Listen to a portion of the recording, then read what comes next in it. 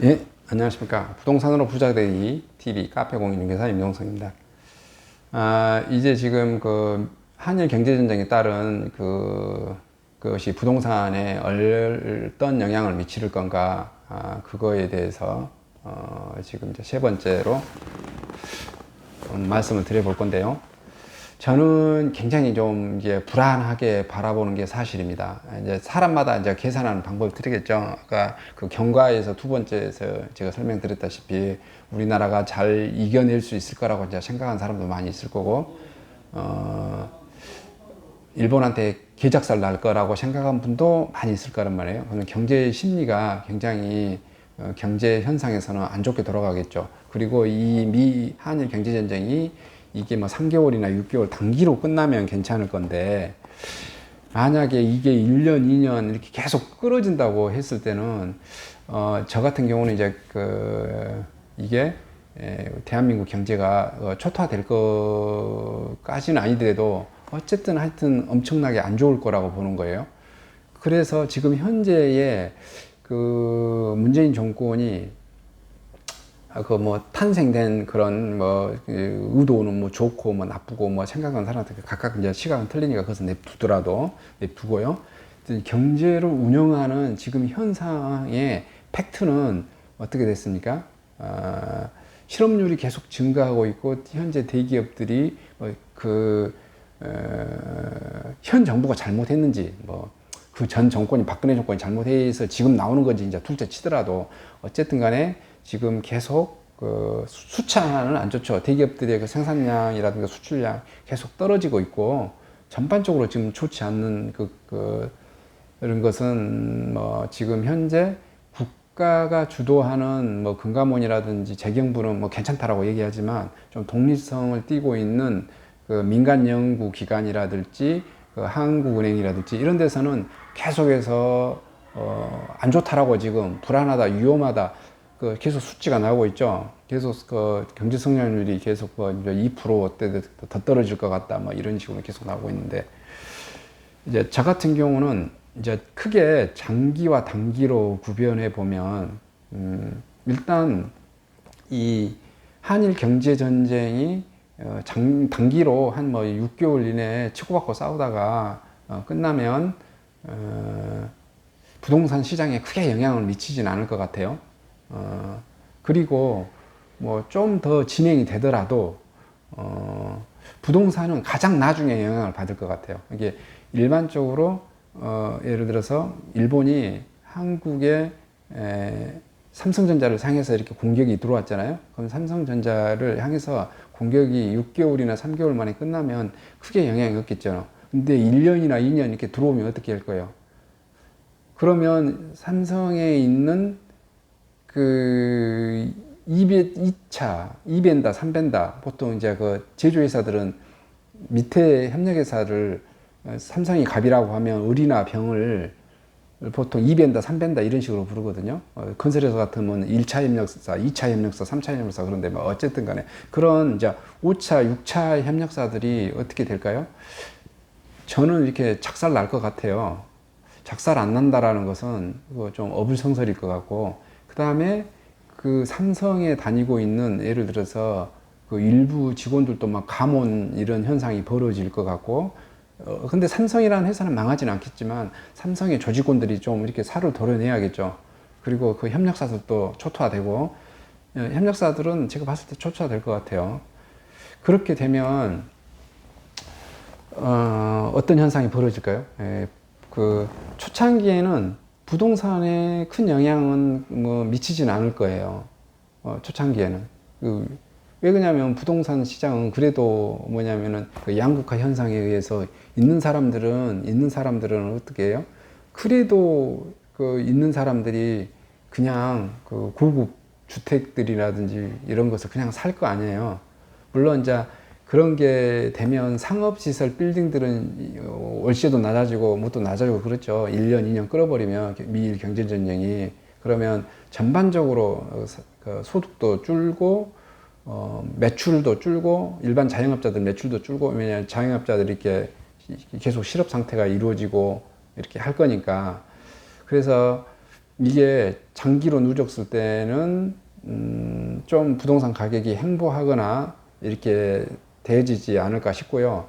한 2년 이상 더 미일 경제전쟁이 꼭 2년이나 뭐 1년 반이나 그것은 제가 뭐는 정확히 못하겠는데, 확실한 건 제가 확실하게 느낀 것은, 만약에 미일 경제전쟁이 와서 대한민국이 경제가 초토화돼서 우리나라 경제 성장률이 마이너스로만 돌아선다면, 마이너스, 그러니까 경제 성장률이 0%에서 마이너스 1% 사이요. 지금 우리나라가 한 2% 되죠. 어찌됐든 플러스는 계속해서 성장을 한다는 거예요. 성장을 한다는 것은 금액이 올라가고 부동산도 올라가고 모든 물가 상승률도 올라가고 우리의 급여도 올라가고 올라간다는 소리입니다.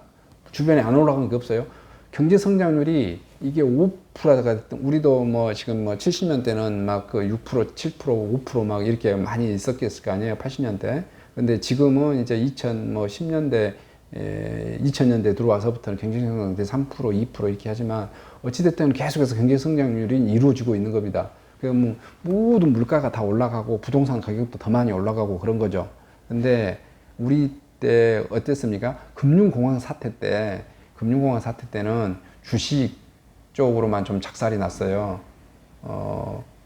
왜냐하면 미국의 서브프라임 모기지 사태의 금융공황 사태가 터졌을 때 거기에 여파로 우리나라에 뭐 주식만 좀 있었지 부동산에는 그렇게까지 영향은 없었죠. 그리고 우리나라 경제 성장률이 마이너스로 돌아선 것도 아니었습니다. 그런데 IMF 때는 어땠습니까? 거의 우리나라 건국 이래 부동산 가격이 전국적으로 이렇게 하락한 것은 IMF 때밖에 없지 않냐. 제 기억으로는 그렇습니다. 다른 데는 이제 일시적으로 어떤 지역은 오르기도 하고 어떤 지역은 떨어지기도 하는데, 전국에 걸쳐서 가격이 하락한 것은, 마이너스가 이렇게 쳐진 것은, 집가 상승이 이렇게 마이너스가 쳐지고 부동산 가격이 다 마이너스 쳐지고 했던 것은 IMF 때다. 근데 IMF 때가 어떤 현상이 벌어졌죠? 그렇죠. 경제 성장률이 마이너스로 떨어졌습니다. 마이너스로 떨어지면 아주 그 부동산 가격이 쉽게 말하면 10억짜리 아파트가 5억 되고 20억짜리 아파트가 10억 되고 뭐 9억, 7억 되고 이런 현상이 벌어집니다. 그래서 저 같은 경우는 한일 경제전쟁이 그 장기로 가는 것을 굉장히 좀 불안하게 보고요. 또 그 어떠한 지금 현 정부가 어떤 대응책도 없으면서 그 감정적으로만 이길 수 있는 대안도 없으면서 감정적으로만 해서 선거 전략적으로 이렇게 하려는 것이 아닌가라는 그런 우려에 섞인 눈이 좀 보여집니다. 전쟁이라고 하는 것은요. 전쟁이라고 하는 것은, 저도 전쟁 관련 책을 많이 읽었는데, 전쟁이라고 하는 것은 어떨 때 전쟁을 하냐면, 내가 확실하게 이긴다고 승산이 있을 때 어떻게 해요? 확인시키기 위해서 전쟁을 하는 거예요. 내가 패할 것 같으면 아예 처음부터 전쟁을 하지 않고 외교적으로 좀 비굴 할지 모르지만은 그 협상을 하든지 다른 것을 우회하든지 해야 되는 거죠. 근데 많은 전문가들은 지금 한일 경제전쟁을 하면 한국이 작살 날 것이다 라고 이렇게 지금 생각을 하는 것이죠. 그래서 특히 진짜 저 같은 경우는 이게 지금 상태는 아직 초창기니까, 한일 경제 초기니까 아직은 지금 있다가 또 이렇게 북한, 러시아 뭐 이렇게 전투기도 날라오고 뭐 하니까 미국이 얼마나 또 개입을 해줄지 이제 모르겠는데, 그래서 좀 개입을 해서 한 6개월 이내에 한일 경제전쟁이 좀 끝났으면 하는 그런 솔직한 마음이 있습니다. 장기로 가면 있는 사람들은 모르겠지만 우리 같은 중산층, 제일 먼저 작살 나는 게 누구겠습니까? 제일 먼저 서민층이에요. 서민층은 제가 말이 좋아서 서민이란 단어는 굉장히 좀 한자어로 써서 고급스럽게 표현해 주는 것이지, 솔직한 말해서 서민들은 거지예요. 그냥 한국말로 직설적으로 풀자면 거지층이라 이거예요. 그러면은 꼭 거지까지는 아니더라도 제가 좀 용어를 너무 좀 직설적으로 해서 좀 죄송하긴 한데요. 또 서민에 해당하는 저를 욕할 수도 이제 있겠는데, 어쨌든 소득이 굉장히 낮은 그런 분들이 더 타격을 받는다 이거예요. 중산층에도 사람들도 직업을 잃어버리거나 한일 경제전쟁으로 해서 직업을 잃어버리거나 할 수도 있습니다.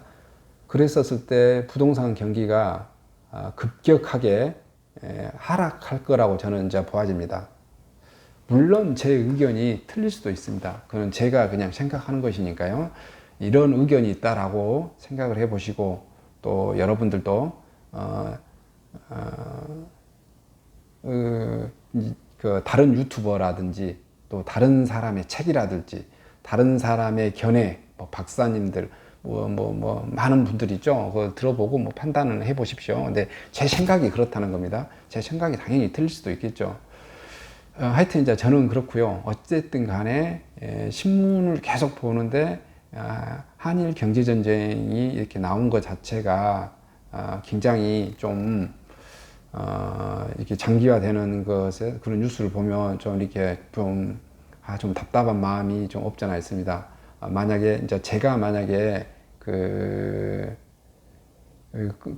그런 거 있잖아요. 여기서는 손해보고 여기서 더 많이 벌어오면 됩니다. 이게 한국이 제가 봤을 때는 그 소수 대법관들의 소수 견해 의견처럼 그냥 지금이라도 한국 정부가 그 행정부가 스스로 해석했으니까 그냥